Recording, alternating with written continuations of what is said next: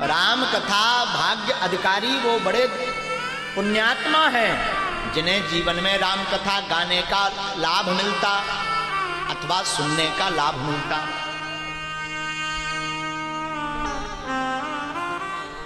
खर्चा तो कोई भी कर सकता है, अनेकानेक लोग हैं खर्च करने को, बैठ भी कोई भी सकता है हू हल्ला में, चमत्कार के चक्कर में,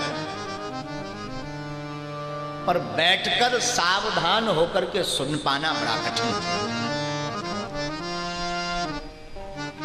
बैठकर सुनना बड़ा कठिन है।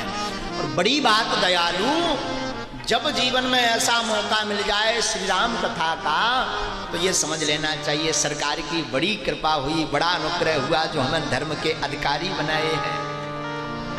पितर ऊपर से जय जय करते हैं, पितृ देवता, अरे धन्य है हमारे वंशज, धन्य है हमारा नाती, धन्य है हमार बिटवा, धन्य है हमार पोता, ऐसा भया। अब तुरंत पितरों को उनकी जो नरक की गति होती है वहां से उठा करके स्वर्ग की गति में डाल दिया जाता। अब वो वहां से जय जय करते, खूब फूलो फलो। जो राम कथा को सुनता है, जो राम कथा का श्रोता बनता है, उनके पितर खूब जय जयकार करते हैं। तो परम भाग्य अधिकारी होते हैं जो राम कथा के श्रोता बनते हैं।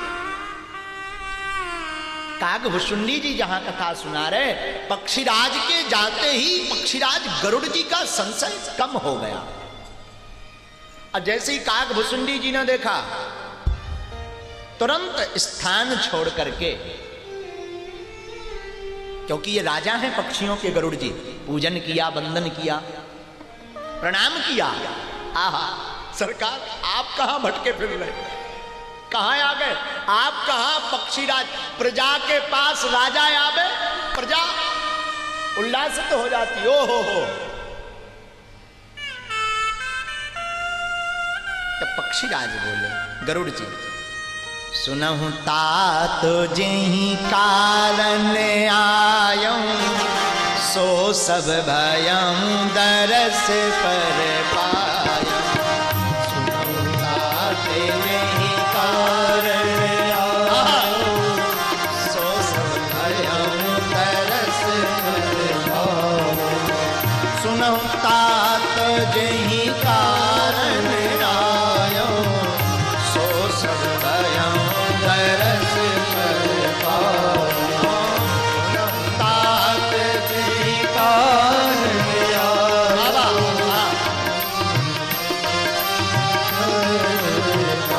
हम तात इसलिए आए हैं कि हमने देखा है, दर्शन किया और अब अनुभव भी कर लिया कि आते ही हमारे मन का संशय मिटने लगा। अरे जय हो। आए किस लिए थे? बोले, देखी परम पावन तब आश्रम, गयऊं मोहे संशय नाना। देखी परम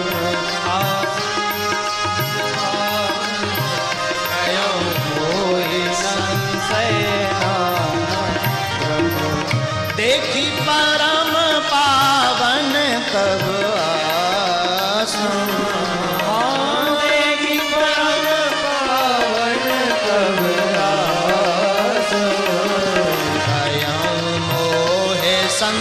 संशय नाना।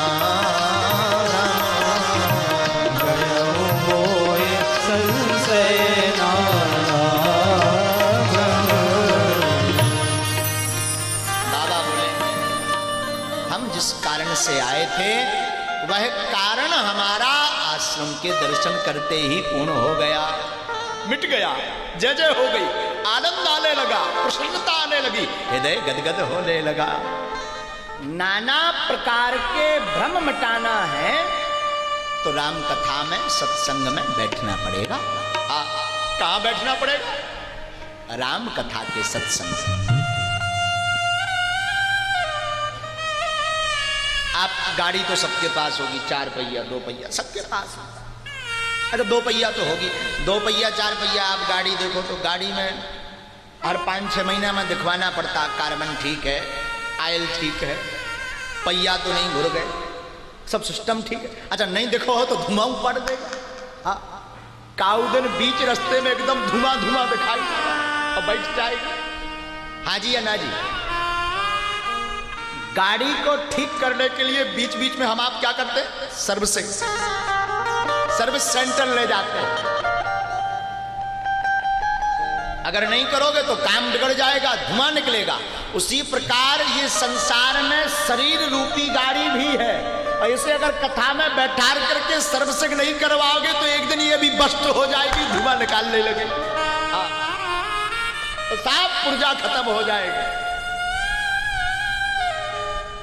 अच्छा, सर्विसिंग करवाने का एक और कारण होता है।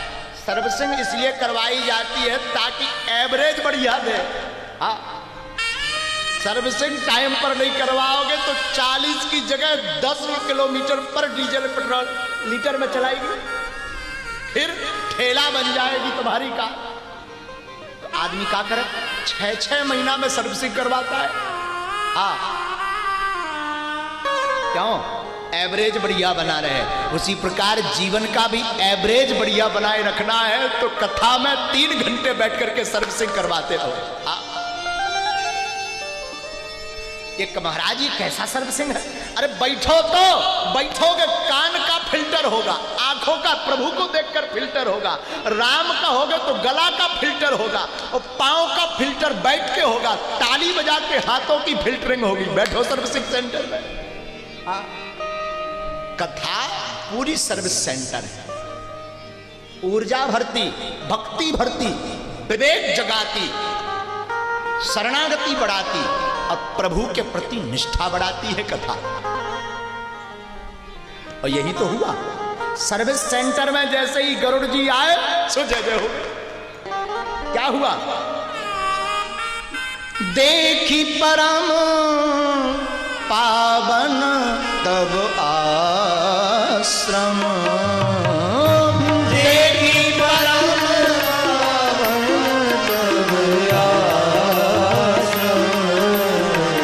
गयं मोहे संशय नाना भ्रम, गयं मोहे संशय नाना